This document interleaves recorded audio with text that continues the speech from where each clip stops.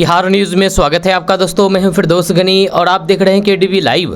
दोस्तों आज हो चुका है 10 सितंबर 2024। तो आज की पूरे बिहार की टॉप न्यूज लेकर रहे हैं आपके लिए। वीडियो शुरू करने से पहले आपके लिए एक रिक्वेस्ट है कि अगर आप पहली बार इस चैनल पर आए हैं तो चैनल को सब्सक्राइब करके बेल आइकन को प्रेस कर दीजिए। तो चलिए चलते हैं खबरों की ओर। दोस्तों तेजस्वी यादव ने नीतीश कुमार को लेकर के बहुत बड़ा दावा कर दिया है। तेजस्वी यादव ने कहा कि नीतीश कुमार पैर पकड़ करके गिड़गिड़ाए थे, तब उनको हमने साथ लिया था, अब आगे समझौता का कोई चांस ही नहीं है। जय तेजस्वी यादव ने मीडिया से बात करते हुए ये दावा किया है। दरअसल मीडिया ने उनसे पूछा था कि केंद्रीय मंत्री ललन सिंह कह रहे हैं कि तेजस्वी यादव को अपनी यात्रा में लड्डू मिलेगा। जवाब में तेजस्वी यादव ने कहा कि वे कार्यकर्ता संवाद करने जा रहे हैं, उसका फल देने वाले जदयू के लोग तो नहीं है। तेजस्वी यादव ने कहा कि ऐसे लोगों के बारे में क्या कहें, जब उनका बुरा होता है तो फिर वे लोग गिरा करके पैर पकड़ लेते हैं, हमको ले लीजिए कहते हैं। 2-3 बार हम लोगों ने कल्याण कर दिया है, उनको बचा लिया है, नीतीश कुमार को अपना पास ले लिया है, अब आगे कोई मतलब नहीं है उन लोगों को साथ लेने का। यानी कि तेजस्वी यादव का सीधा सीधा कहना है कि नीतीश कुमार अगर फिर से पैर में पकड़ेंगे, पैर पकड़ करके गिड़गिड़ाएंगे, फिर भी उनको हम अब महागठबंधन के साथ में नहीं लेंगे, वो महागठबंधन के साथ नहीं आ सकता है। ये कहना है तेजस्वी यादव का। तेजस्वी यादव ने कहा कि अब कोई कल्याण नहीं होगा, उनको बचा लिया, अब कोई मतलब नहीं है उन लोगों को साथ लेने का, कोई सवाल ही पैदा नहीं होता है। जी हाँ, तेजस्वी यादव ने कहा है कि नीतीश कुमार को राजकाज से कोई मतलब नहीं रह गया है, वे बार बार इधर उधर जाते हैं, लेकिन ना जनता से मिलते हैं और ना ही जनप्रतिनिधि से मिलते हैं, अधिकारियों से घिरे रहते हैं, उनको खबर नहीं रहता है। बड़ा दुखद है ये हाल। लगातार बिहार में लॉ एंड ऑर्डर बिगड़ता जा रहा है, अपराध बढ़ता जा रहा है, लोगों को घर में घुस करके मारा जा रहा है, लेकिन नीतीश कुमार है कि सुनने वाले नहीं है। ये कहना है तेजस्वी यादव का। कि बिहार में रहने वाले लोगों के लिए एक बड़ी खबर सामने आ रही है। ताजा रिपोर्ट्स के मुताबिक बिहार के लोग यदि अपने जमीन की जमाबंदी को रद्द होने से बचाना चाहते हैं तो सभी रैयत को अपनी अपनी जमीन की जमाबंदी को आधार और मोबाइल नंबर से जुड़वाना होगा। खबर के अनुसार बिहार में नए नियम के तहत जमीन की खरीद बिक्री के लिए जमाबंदी का आधार से लिंक रहना बहुत जरूरी है, अन्यथा अंचल कार्यालय जमाबंदी को बंद कर देगी, जिसके कारण जमीन का निबंधन यानी कि रजिस्टर नहीं हो सकेगा। इसीलिए सभी रैयत इस बात का ध्यान रखें। आपको बता दूं कि सभी रैयत जमीन की जमाबंदी में आधार और मोबाइल नंबर से लिंक करने पर जमीन के वास्तविक मकान मालिक की सही तरीके से पहचान हो सकेगी। साथ ही साथ किसी भी जमीन के साथ होने वाले फर्जीवाड़े का आसानी के साथ रोका जा सकेगा। जब विभाग ने नए आदेश जारी करते हुए कहा कि यदि किसी व्यक्ति की जमाबंदी अभी तक आधार से लिंक नहीं हुई है तो फिर अपने राज्य कर्मचारी या फिर अंचल कार्यालय से संपर्क करके उसे जुड़वा लें, ताकि भविष्य में किसी तरह की कोई भी परेशानी ना हो। दोस्तों बिहार में चल रहे जमीन सर्वे को लेकर के एक बड़ी खबर सामने आ रही है। ताजा रिपोर्ट्स के मुताबिक बिहार में यदि जमीन के रैयत जीवित हैं तो उनके नाम से जमीन का नया खतियान बनकर के तैयार कर दिया जाएगा। ऐसे लोगों को वंशावली देने की जरूरत नहीं है। खबर के अनुसार राजस्व एवं भूमि सुधार विभाग ने जानकारी देते हुए स्पष्ट कर दिया है कि यदि रैयत जीवित है तो फिर उनको वंशावली देने की जरूरत नहीं है, जब वे केवल अपनी जमीन मालिक का विवरण और फिर जमीन के दस्तावेज की कॉपी को सर्वे शिविर में जमा कर सकते हैं। आपको बता दूं कि जमीन सर्वे के माध्यम से जमीन का नया खतियान बनाया जाएगा। ऐसे में आवेदक की वंशावली के आधार पर रैयतों का नाम सर्वे में दर्ज किया जाएगा। लेकिन जिनके रैयत अभी जीवित हैं उन्हें वंशावली जमा करने की कोई भी जरूरत नहीं है। जहाँ दरअसल वंशावली उन लोगों के लिए जरूरी है जिनके जमीन किसी ऐसे व्यक्ति के नाम है, वो जीवित नहीं है, तो वे लोग वंशावली फॉर्म भर करके सर्वे शिविर में जमा करें। इसके बाद सर्वे अधिकारी ग्राम सभा में वंशावली का सत्यापन करके जमीन सर्वे की प्रक्रिया को पूरा करेगा। दोस्तों बिहार में रहने वाले लोगों के लिए एक बड़ी खबर सामने आ रही है। ताजा रिपोर्ट्स के मुताबिक बिहार में अब सड़कों का जाल बिछाया जाएगा। जहां ताजा रिपोर्ट्स के मुताबिक केंद्र सरकार ने बिहार के लिए कुल 26,710 करोड़ रुपए मंजूर किए हैं। खबर के अनुसार कुछ दिन पहले ही अनिसाबाद से दीदारगंज एलिवेटेड कॉरिडोर के लिए 2,000 करोड़ रुपए की स्वीकृति दी गई थी। जब वहीं पर नए बजट में बक्सर भागलपुर तथा रक्सौल हल्दिया एक्सप्रेस वे भी शामिल किया गया है। इसका निर्माण भी जल्द शुरू हो सकता है। आपको बता दूं कि बिहार में कई ऐसे सड़क परियोजनाओं के तहत बनने वाले आरओबी के लिए कुल पूर्व में ही 1400 करोड़ रुपए अलग से मंजूर हुए थे। दोस्तों बिहार में शुरू हुए जमीन सर्वे से पहले ही विवाद आशंका बढ़ाई गई थी, अब वो बात सच साबित होती दिख रही है। बिहार के जहानाबाद में जमीन सर्वे के लिए वंशावली बनवाने गांव आए व्यक्ति की संदेहास्पद स्थिति में जान चली गई है। मृतक के परिवार के लोग कह रहे हैं कि पहले ही धमकी मिली थी कि वंशावली सही से बनवाना, नहीं तो फिर मार देंगे। जब मामला जहानाबाद के कल्पा थाना क्षेत्र के धर्मपुर गाँव की है, जब वहाँ 55 साल के अशोक सिंह की संदेहास्पद स्थिति में जान चली गई है। अशोक सिंह के भाई और फिर परिवार के लोग कह रहे हैं कि उसकी जान ली गई है। इसकी धमकी पहले ही मिली थी। जब धर्मपुर गांव के मूल निवासी अशोक सिंह झारखंड के बोकारो में रहते थे। जब बिहार में जमीन सर्वे शुरू होने पर वंशावली बनाने के लिए गांव आए थे। जब गांव में उनकी जान चली गई है। जब मामले की जानकारी मिलने के बाद पहुंची पुलिस ने आगे की कार्रवाई में जुट गई है। दोस्तों अभी हाल फिलहाल राहुल गांधी अमेरिका के दौरे पर गए हुए हैं, जहां पर उन्होंने टेक्सास में एक कार्यक्रम को संबोधित करते हुए बीजेपी पर तंज कसा है। राहुल गांधी ने कहा है कि आरएसएस का मानना है कि भारत एक विचार है और हमारा मानना है कि भारत विचारों की बहुलता है। आगे उन्होंने कहा है कि इसमें सभी को शामिल होने पर परमिशन देना चाहिए, जैसे सपने देखने की अनुमति दी जानी चाहिए और उनकी जाति, भाषा, धर्म, परंपरा या फिर इतिहास की परवाह किए बिना उन्हें जगह देनी चाहिए। राहुल गांधी ने टेक्सास में आयोजित इस कार्यक्रम में आगे कहा कि ये लड़ाई है और ये लड़ाई लोकसभा चुनाव 2024 में साफ हो चुकी है कि जब भारत के लाखों लोगों ने स्पष्ट रूप से समझा कि भारत के पीएम भारत के संविधान पर हमला कर रहे हैं। मैंने आपसे जो भी कुछ कहा है वो संविधान में मौजूद है। आधुनिक भारत की नींव संविधान है, जो चुनाव में लोगों ने जो साफ तौर पर से समझा है और मैंने इसे होते हुए देखा है। राहुल गांधी ने आगे कहा कि जब मैं संविधान का हवाला देता था तो फिर लोग ये समझते थे कि मैं क्या कह रहा था। जब वे कह रहे थे कि बीजेपी हमारी परंपरा पर हमला कर रही है, हमारी बोलचाल पर हमला कर रही है, हमारे राज्यों पर हमला कर रही है, हमारे इतिहास पर हमला कर रही है। सबसे खास बात यह है कि उन्होंने जो समझा वो ये था कि जो कोई भी भारत के संविधान पर हमला कर रहा है वह हमारी धार्मिक परंपरा पर भी हमला कर रहा है। वहीं पर राहुल गांधी ने अपने पुराने भाषण का जिक्र करते हुए कहा कि संसद में जब अपने भाषण में मैंने अभय मुद्रा के बारे में बताया तो आपने ध्यान दिया होगा कि ये निर्भयता का प्रतीक है और ये हर एक भारतवासियों के धर्म में छुपा हुआ था। तो फिर बीजेपी इसे बर्दाश्त नहीं कर सकी, वे नहीं समझती है और ना ही उन्हें समझाने जा रहे हैं। दूसरी बात तो ये हुई कि लोगों के अंदर से बीजेपी का डर निकल चुका है। हमने देखा है कि चुनाव परिणाम के तुरंत बाद कुछ ही मिनटों में भारत में कोई भी बीजेपी या फिर भारत के पीएम से नहीं डरता था। इसलिए ये बहुत बड़ी उपलब्धियां हैं। दोस्तों बिहार में इन दिनों जमीन सर्वे का काम चल रहा है। इस बीच बिहार सरकार ने यह आदेश दे दिया है कि विशेष भूमि सर्वेक्षण के दौरान नया खतियान बनवाने के लिए प्रत्येक परिवार की बहनों का नाम भी वंशावली में देना अनिवार्य है। बहनों का नाम न देने की स्थिति में आपत्ति आ सकती है। ऐसे में जरूरी है कि सभी लोग अपने वंशावली में बहनों के नाम का भी जिक्र करें। दरअसल जिला बंदोबस्त पदाधिकारी फिरोज अख्तर ने कहा कि विशेष भूमि सर्वेक्षण के दौरान नया खतियान बनवाने के लिए प्रत्येक परिवार की बहनों का नाम भी वंशावली में देना अनिवार्य है। यदि कोई भी परिवार ऐसा नहीं कर रहा है तो फिर ये गलत बात है। यदि बहन आपकी संपत्ति में अपना हिस्सा नहीं लेना चाहती है तो फिर इसके लिए दूसरे रास्ते मौजूद हैं। बंदोबस्त पदाधिकारी ने कहा है कि वंशावली बहनों के नाम के बिना अधूरी मानी जाएगी। जब बंदोबस्त कार्यालय की जांच में उसका नाम शामिल ही कर लिया जाएगा, इसलिए बहनों का नाम छिपाना का कोई भी फायदा नहीं है। हाँ, जिन परिवारों में बहन पिता की संपत्ति में अपना हिस्सा नहीं लेना चाहती है उन परिवारों को अपना शेड्यूल बना करके देना होगा।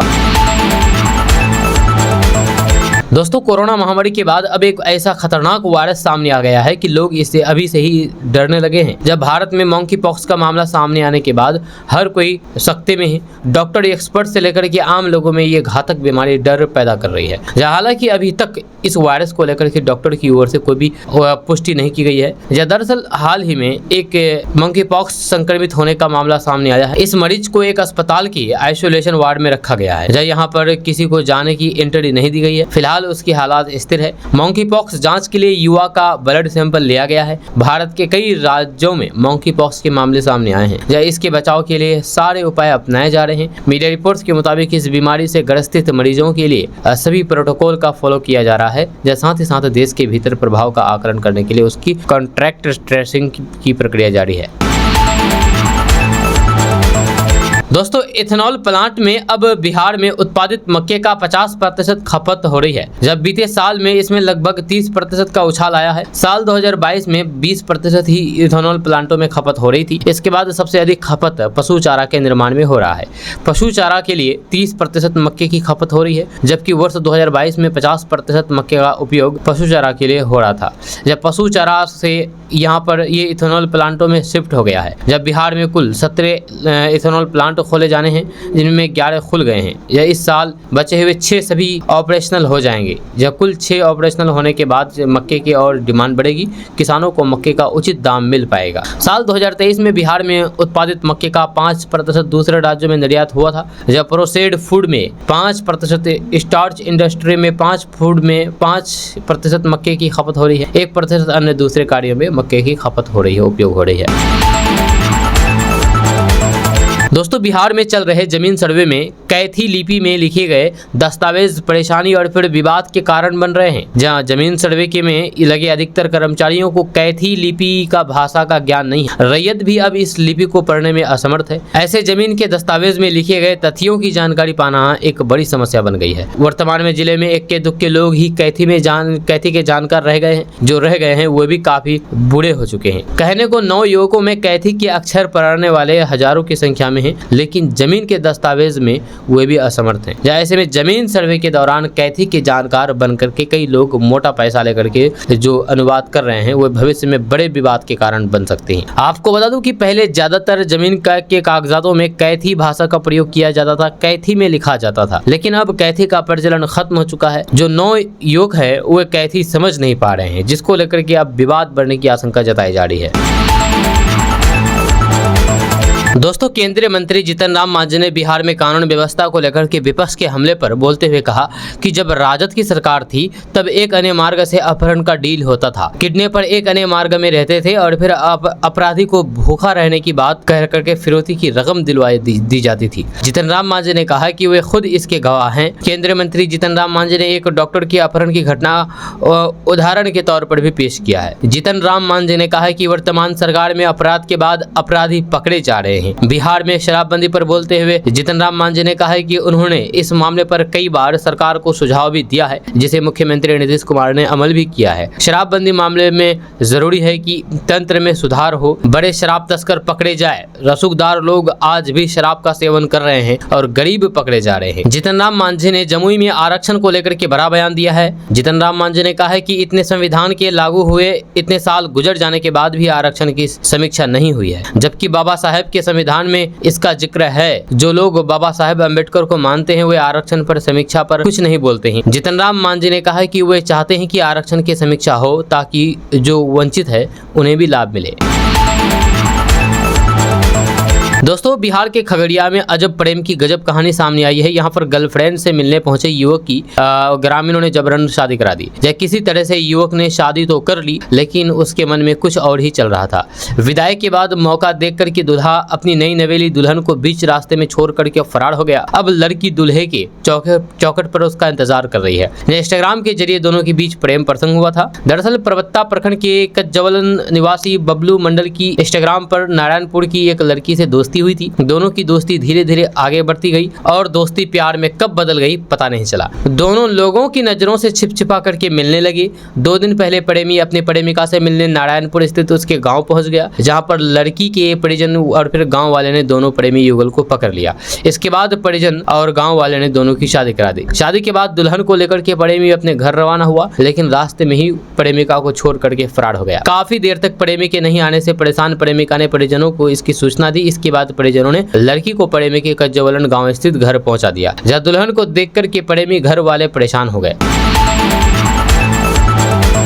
दोस्तों बिहार बीजेपी के प्रदेश अध्यक्ष डॉक्टर दिलीप कुमार जायसवाल ने आरजेडी पर कटाक्ष करते हुए कहा है कि जिसने प्रदेश में यानी कि बिहार में अपराध को जन्म दिया हो उसे इस पर बोलने का कोई हक नहीं है। डॉक्टर संजय जायसवाल ने नेता प्रतिपक्ष तेजस्वी यादव द्वारा हाल ही में जारी आपराधिक घटनाओं की लिस्ट पर कहा कि पहले उन्हें राजद काल के आपराधिक घटनाओं की लिस्ट जारी करनी चाहिए। उन्होंने कहा कि राजद को पहले की गई गलतियों के लिए बिहार की जनता से माफी मांगनी चाहिए। राहुल गांधी को जनता ने नकार दिया। भाजपा प्रदेश अध्यक्ष ने एक प्रश्न के उत्तर में कहा कि देश की सुरक्षा सबसे जरूरी है और इसके लिए जो भी करना पड़े उसे करना चाहिए। इससे भाजपा कभी भी पीछे नहीं हटेगी। उन्होंने कश्मीर से जुड़े एक सवाल के जवाब में कहा कि 75 सालों तक राहुल गांधी के पिता दादी नाना सत्ता में रहे, उन्होंने कश्मीर के लिए क्या किया है। दरअसल राहुल गांधी के पास कुछ काम नहीं है, जनता ने उन्हें नकार दिया है। ये कहना है बिहार प्रदेश भाजपा अध्यक्ष डॉक्टर दिलीप कुमार जायसवाल का।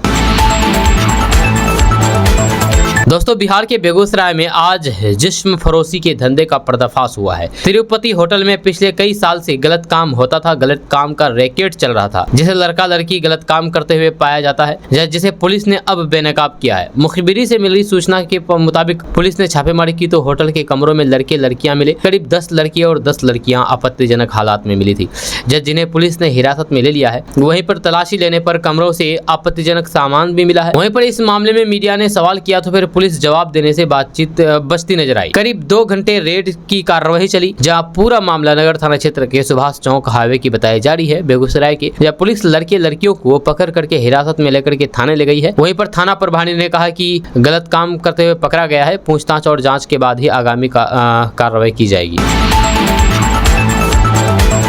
दोस्तों, राहुल गांधी ने अमेरिका के एक कार्यक्रम में भाजपा और आरएसएस पर जमकर के हमला बोला। उन्होंने कहा है कि आरएसएस का मानना है कि भारत एक विचार पर आधारित देश है, लेकिन हमारा मानना है कि भारत विचारों की बहुलता वाला देश है। राहुल गांधी की अब इस बयान पर भाजपा ने निशाना साधा है। जहाँ राहुल गांधी पर देशद्रोह का मामला दर्ज हो, ये कहा बिहार के भाजपा के नेता गिरिराज सिंह ने। राहुल पर पलटवार करते हुए केंद्रीय मंत्री गिरिराज सिंह ने कहा कि युवराज राहुल गांधी के नेतृत्व में देश की जनता ने तीसरी बार कांग्रेस को नकार दिया है। मेक इन इंडिया के रूप में भारत जो रक्षा आयात करता था अब निर्यात कर रहा है, ये राहुल गांधी को नहीं दिखेगा। गिरिराज सिंह ने कहा है कि भारत की प्रशंसा करने के बजाय राहुल गांधी विदेश जाकर के भारत को गाली दे रहे हैं और चीन की प्रशंसा कर रहे हैं। ऐसा लगता है कि वे चीन के पैसों पर पल रहे हैं। उन्होंने कहा है कि ऐसे लोगों के खिलाफ देशद्रोह का मामला दर्ज किया जाना चाहिए, जो भारत से बाहर जाकर के भारत की आलोचना करते हैं। आरएसएस पर राहुल गांधी की टिप्पणी पर केंद्रीय मंत्री गिरिराज सिंह ने कहा कि अगर उनकी दादी से बात हो पाती या फिर जाकर के आरएसएस की भूमिका के बारे में पूछने की कोई तकनीक है तो जाकर के पूछें या इतिहास के पन्नों में देखें। आरएसएस के बारे में जानने के लिए राहुल गांधी को कई जन्म लेने पड़ेंगे। एक देशद्रोही आरएसएस को नहीं जान सकता। राहुल गांधी इस जन्म में आरएसएस को नहीं समझ सकता, ये कहना है गिरिराज सिंह का। आरएसएस भारत के मूल्यों और फिर संस्कृति में से पैदा हुआ है, ये कहना है गिरिराज सिंह का।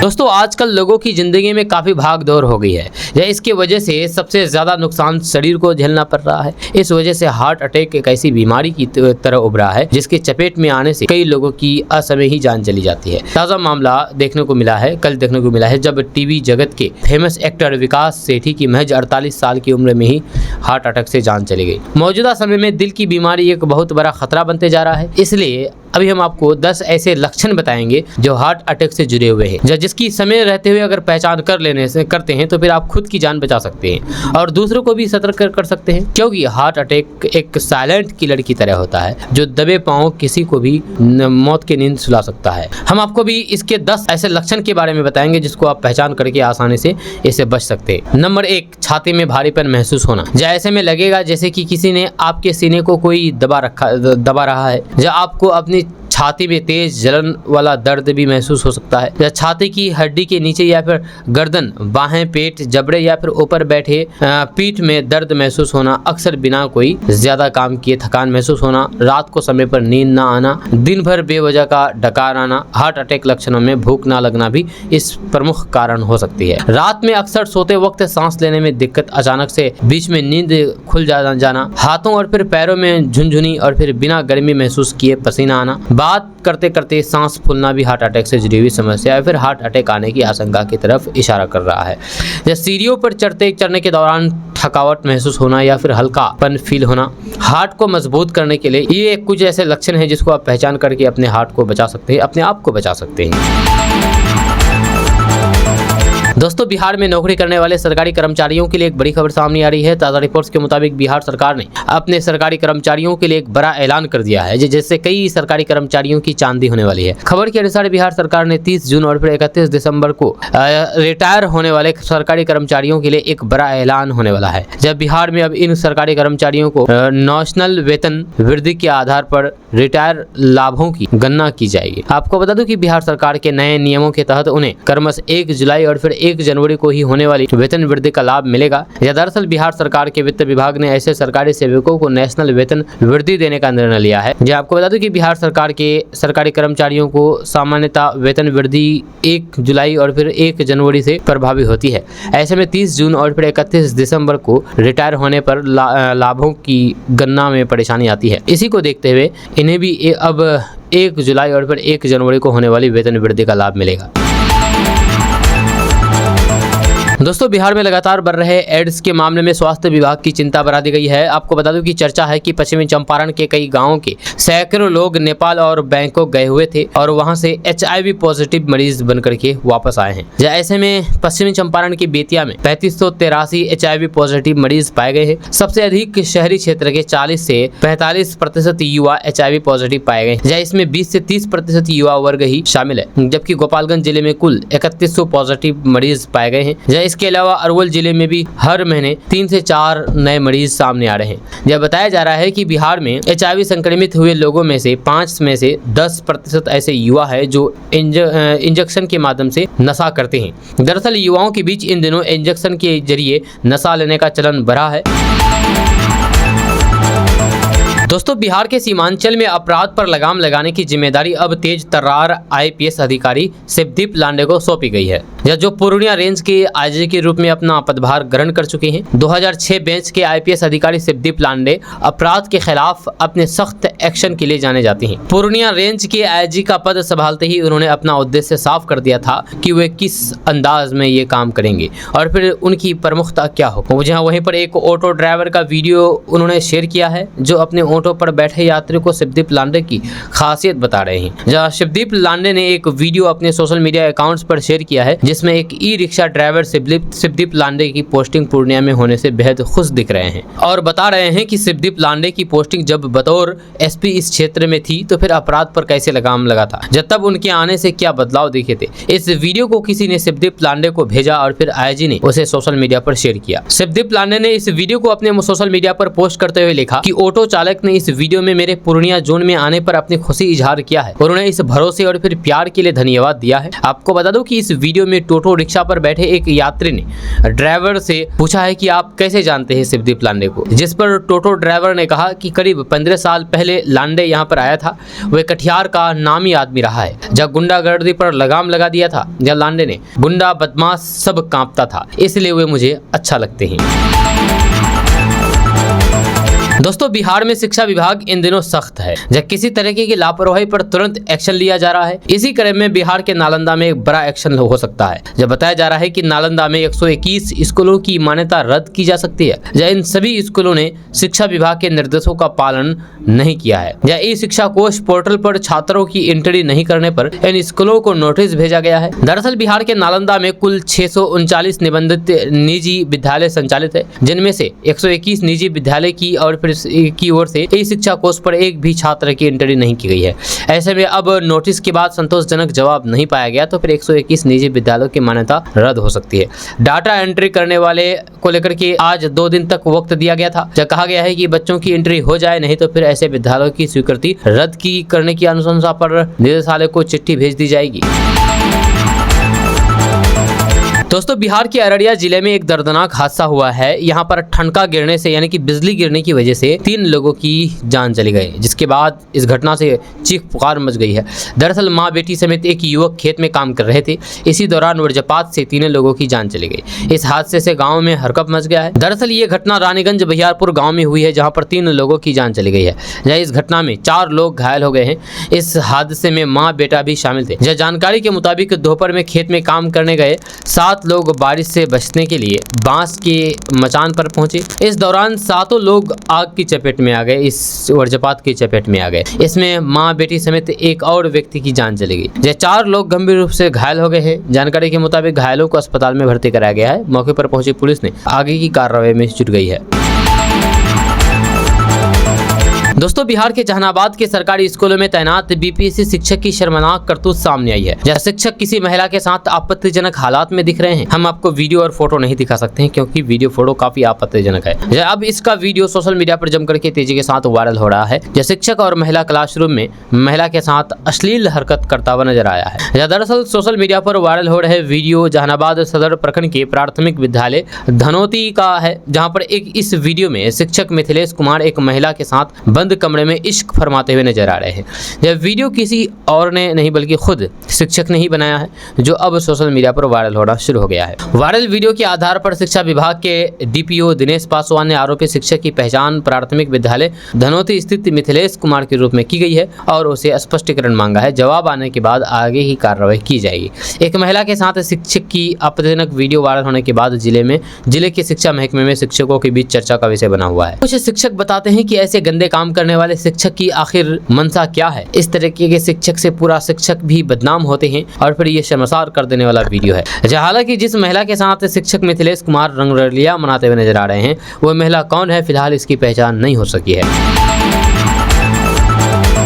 दोस्तों, बिहार की सियासत में इन दिनों हर दिन कोई न कोई हैरान कर देने वाली तस्वीरें देखने को मिल रही है। बिहार की राजधानी पटना से सटे बाढ़ में सोमवार को एक ऐसी ही अनोखी तस्वीर सालों बाद देखने को मिली। दरअसल सुशासन बाबू के नाम से मशहूर सीएम नीतीश कुमार एक लंबे समय के बाद कुछ ही दिनों पहले जेल से बाहर आए मोकामा के पूर्व विधायक छोटे सरकार अनंत सिंह से मिलने के लिए उनके घर लदमा पहुंच गए। इस दौरान नीतीश कुमार और फिर अनंत सिंह के बीच सालों बाद पहले जैसी मुलाकात हुई, जब दोनों ने अलग अलग मुद्दे पर एक दूसरे से बातचीत की। ऐसे में अब सीएम नीतीश कुमार और बाहुबली विधायक अनंत सिंह की इस मुलाकात को लेकर के सियासी चर्चाओं का बाजार तेज हो चुका है। दरअसल मुख्यमंत्री नीतीश कुमार सोमवार को कई कार्यों का निरीक्षण करने बार अनुमंडल के बख्तियारपुर पहुंचे। इस दौरान मुख्यमंत्री नीतीश कुमार ने बख्तियारपुर मोकामा 4 लेन करनोटी के पास बन रहे रेलवे ओवर ब्रिज का भी निरीक्षण किया।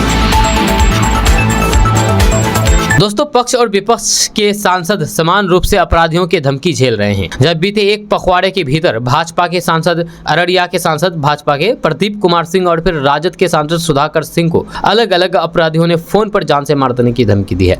दोनों की शिकायत पुलिस स्टेशन में दर्ज की गई है। जब राजद के सांसद को अपराधियों के बाद थानेदार की भी धमकी मिली है। उसके मुताबिक कैमूर जिला के रामगढ़ के थानेदार ने भी उन्हें धमकी दी है। जब उनके मुताबिक थानेदार ने उनसे कहा कि आप जैसे सांसद विधायक को मैं जेब में रखता हूं, जहां मर्जी हो शिकायत कीजिए, मेरा कुछ नहीं बिगड़ेगा। सुधाकर सिंह ने कैमूर की एसपी से थानेदार के खिलाफ शिकायत की है। वहीं पर सुधाकर सिंह के अनुसार 2 सितंबर को अज्ञात अपराधी ने उनसे रंगदारी की मांग की, ना देने पर जान से मार देने की धमकी भी दी। उन्होंने अपनी शिकायत पर की गई कार्रवाई के बारे में रामगढ़ थाने में पूछा तो फिर कहा गया है कि हम कुछ नहीं कहेंगे, आपको जो करना है कर लीजिए। वहीं पर भाजपा के अररिया के सांसद प्रदीप कुमार सिंह का मामला भी सुधाकर सिंह से मिलता जुलता है। अररिया नगर थाना में 2 सितंबर को दर्ज शिकायत में प्रदीप कुमार सिंह ने कहा कि उन्हें 27 अगस्त को अज्ञात नंबर से 2 कॉल आया, वह फोन रिसीव नहीं करने पर मैसेज किया। जहां इसमें विनोद राठौर ने जेल में बंद अपने भाई दिनेश राठौर को छुड़ाने और फिर 10 लाख रुपए रंगदारी देने की मांग की है।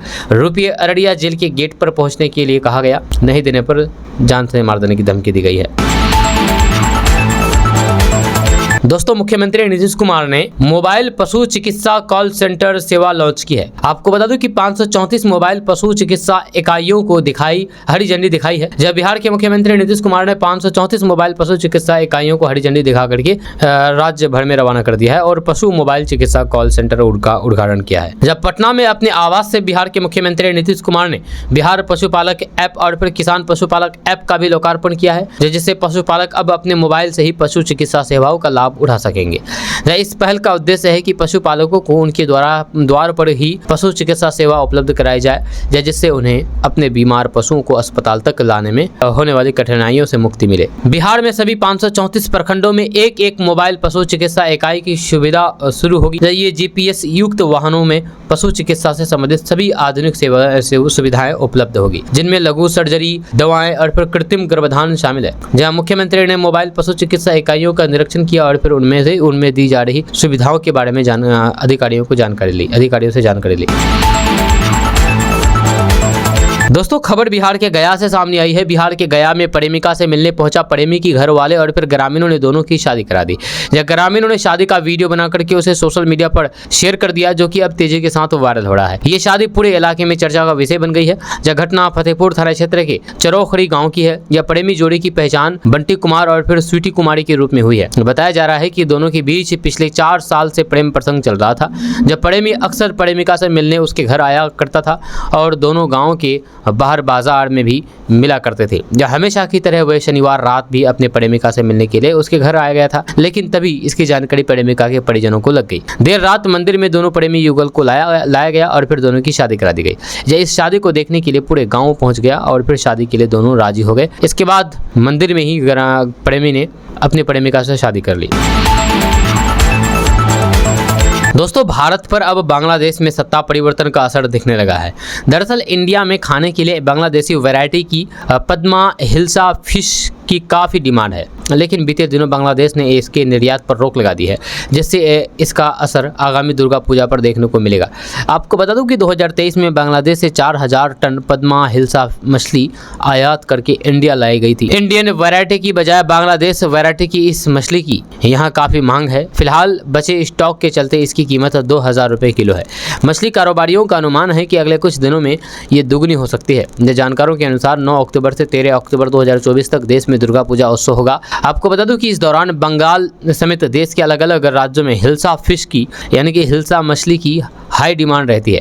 लोग खिचड़ी के साथ इसे बड़े चाव से खाते हैं, लेकिन अब बांग्लादेश के अंतरिम सरकार ने इसके निर्यात पर रोक लगा दी है। सरकार का पक्ष है कि अन्य देशों में भेजे जाने से पहले उनके देशवासियों को खाने के लिए मिलनी चाहिए। दोस्तों बिहार जमीन सर्वे में पुश्तैनी जमीन के लिए वंशावली की जरूरत पड़ रही है। ताज़ा रिपोर्ट्स के मुताबिक राजस्व एवं भूमि सुधार विभाग ने साफ कर दिया है कि बहनों के नाम के बिना वंशावली को अधूरी मानी जाएगी। इसलिए वंशावली में बहनों का नाम भी दर्ज करें। खबर के अनुसार विशेष भूमि सर्वेक्षण के दौरान नया खतियान बनवाने के लिए प्रत्येक परिवार की बहनों का नाम भी वंशावली में देना जरूरी है। आपको बता दूं कि इसलिए वंशावली फॉर्म को भरते समय बहनों का नाम इसमें दर्ज करें। इसको लेकर के दिशा निर्देश दिए गए हैं। आपको बता दूं कि पुश्तैनी जमीन पर बेटों के बराबर ही बेटियों का भी हिस्सा होता है, इसलिए वंशावली में बहनों का नाम देना अनिवार्य है, जरूरी है। जब बंदोबस्त पदाधिकारी ने बताया है कि वंशावली बहनों के नाम के बिना अधूरी मानी जाएगी, इसलिए बहनों का नाम छुपाने से कोई भी फायदा नहीं है। दरअसल बिहार में बहुत से ऐसे लोग हैं जो बहनों को संपत्ति में हिस्सा नहीं देना चाहते हैं। ऐसे लोग वंशावली में बहनों का नाम नहीं लिख रहे हैं। लेकिन अगर आप बहनों का नाम नहीं देंगे तो फिर आपत्ति आ सकती है, क्योंकि जांच के दौरान अधिकारी इसका पता लगा लेंगे। दोस्तों बिहार मंत्रिमंडल में जल्द ही बड़ा फेरबदल और विस्तार हो सकता है। यहां आपको बता दूं कि मंत्रिमंडल विस्तार की जानकारी बिहार बीजेपी प्रदेश अध्यक्ष डॉक्टर दिलीप कुमार जायसवाल ने दी है। उन्होंने साफ तौर पर कह दिया है कि तैयारी पूरी है। दरअसल बीजेपी प्रदेश अध्यक्ष डॉक्टर दिलीप कुमार जायसवाल ने आज जदयू प्रदेश अध्यक्ष उमेश कुशवाहा के आवास पर उनसे मुलाकात की। जब बंद कमरे में मुलाकात हुई और आधे घंटे तक ये मुलाकात हुई। मुलाकात के बाद दिलीप जायसवाल ने कहा कि दोनों पार्टियों के कार्यकर्ता बूथ लेवल तक कैसे बेहतर आपसी तालमेल बिठा करके काम करें, इसकी चर्चा हुई है। जहाँ इसके अलावा हमारी पार्टी का सदस्यता अभियान भी चल रहा है, इसलिए दोनों पार्टियों में संबंध बेहतर रहना जरूरी है। वहीं पर जब दिलीप कुमार जायसवाल से पूछा गया है कि क्या मंत्रिमंडल विस्तार होगा, तो फिर उन्होंने कहा है कि आगामी और फिर बोर्ड की लिस्ट तैयार हो गई है, कभी भी इसकी घोषणा हो सकती है। मंत्रिमंडल विस्तार की घोषणा भी कभी भी हो सकती है। वहीं पर जदयू प्रदेश अध्यक्ष उमेश कुशवाहा ने कहा है कि एनडीए में आपसी तालमेल बेहतर कैसे हो, इसे लेकर के बहुत जल्द कोऑर्डिनेशन कमेटी बनाई जाएगी। इसकी चर्चा भी शुरू हुई है और फिर आगे भी होगी। ये एक औपचारिक मुलाकात थी। दोस्तों बिहार में शराबबंदी लागू है। शराबबंदी कानून को लेकर के जदयू ने केंद्रीय मंत्री जीतन राम मांझी और फिर प्रशांत किशोर को कड़ी नसीहत दी है। जहां जेडीयू पार्टी प्रवक्ता नीरज कुमार ने मोकामा में कहा कि जीतन राम मांझी को शराबबंदी कानून पर कुछ भी बयान देने से पहले प्रधानमंत्री नरेंद्र मोदी से संवाद कर लेना चाहिए। जिनके सीएम रहते गुजरात में शराबबंदी कानून से जनता को क्या लाभ मिला। जीतन राम मांझी को नसीहत देने के बजाय जदयू प्रवक्ता ने प्रशांत किशोर पर भी जम करके प्रहार किया और कहा कि पटना की महिला कॉलेज में छात्रों के बीच प्रशांत किशोर को शराबबंदी कानून पर प्रवचन देकर के देखना चाहिए, जब पटना की छात्राएं प्रशांत किशोर को फुटबॉल बना देगी। नीरज कुमार के बयान के बाद शराबबंदी कानून पर सरकार के कड़े रुख की झलक मिलती है। दोस्तों, बिहार में रहने वाले पशुपालकों के लिए एक बड़ी खबर सामने आ रही है। ताज़ा रिपोर्ट्स के मुताबिक बिहार में यदि किसी व्यक्ति का पशु बीमार हो जाता है तो अब उन्हें भागदौड़ करने की जरूरत नहीं है, क्योंकि अब डॉक्टर सीधे घर पर आकर के पशुओं का इलाज करेंगे। खबर के अनुसार लोगों के घर पर पशुओं के इलाज के लिए नीतीश सरकार ने बिहार के सभी प्रखंडों में एक मोबाइल पशु चिकित्सा वाहन की व्यवस्था की है, जो आपको पहले भी इस खबर में, इस वीडियो में बताया गया है। जैसे ही आप टोल फ्री नंबर पर फोन करेंगे, उसके तुरंत बाद डॉक्टर आपके घर पर पहुंच जाएंगे। आपको बता दूं कि नई व्यवस्था के तहत बिहार में पशुपालकों को अपने बीमार पशु को इलाज करने के लिए पशु चिकित्सा नहीं लाना होगा, या पशु बीमार होने पर कॉल सेंटर पर का टोल फ्री नंबर 1962 पर कॉल लगाना होगा, या इसको लेकर के निर्देश दे दिया गया है। दरअसल बिहार में मोबाइल पशु चिकित्सा वाहन की सुविधा सभी प्रखंडों में सुबह 9 बजे से शाम 5 बजे तक रहेगी। दोस्तों, आरएसएस के वरिष्ठ प्रचारक और राष्ट्रीय कार्यकारिणी की सदस्य इंद्रदेश कुमार ने जाति और धर्म पर बयान दिया है। उन्होंने कहा है कि जातीय जनगणना से समाज के कई पहलू भी सामने आते हैं। जब पिछड़ों को न्याय दिलाने के लिए संविधान पहले से बना हुआ है, धर्म के नाम पर कट्टरता नहीं होनी चाहिए और न ही जाति के नाम पर छुआछूत होना चाहिए। उन्होंने कहा है कि जाति को कोई भी मिटा नहीं सकता, देश में हम एक हैं और एक रहेंगे। यही भाव बना रहे तो फिर बेहतर है। भारत में इतनी विविधताओं के बावजूद हम एक हैं। उन्होंने ये कहा है कि भारत को गौ हत्या मुक्त होना चाहिए। आरएसएस के वरिष्ठ प्रचारक और फिर राष्ट्रीय कार्यकारिणी के सदस्य इंद्रदेश कुमार रविवार को पटना पहुंचे थे, जहां पर उन्होंने कहा है कि गणेश चतुर्थी के मौके पर पंचम धाम महामृत्युंजय यज्ञ आवाज को हम एक हैं कार्यक्रम के तहत 16 से 26 फरवरी तक विशेष पूजा का आयोजन किया जाएगा। उन्होंने बताया है कि ये पूजा बिहार की 108 शिव स्थानों पर की जाएगी। 16 फरवरी से 26 फरवरी तक पटना में भव्य पूजन कार्यक्रम होगा। जब मधेपुरा के सिंहेश्वर धाम से आवाज दो हम एक है कार्यक्रम की शुरुआत हुई है, जो कि पूरे बिहार भर में 108 शिव स्थान पर भ्रमण करेगी। वहीं पर मुसलमानों पर बोलते हुए उन्होंने कहा है कि मुसलमान में कुछ ही लोग हैं जो कि भड़काने का काम करते हैं। ज्यादातर मुसलमान भारत में शांति चाहते हैं, लेकिन कुछ मुसलमान हैं जो कि भड़काने का काम करते हैं। ये कहना है आरएसएस प्रचारक इंद्रदेश कुमार का।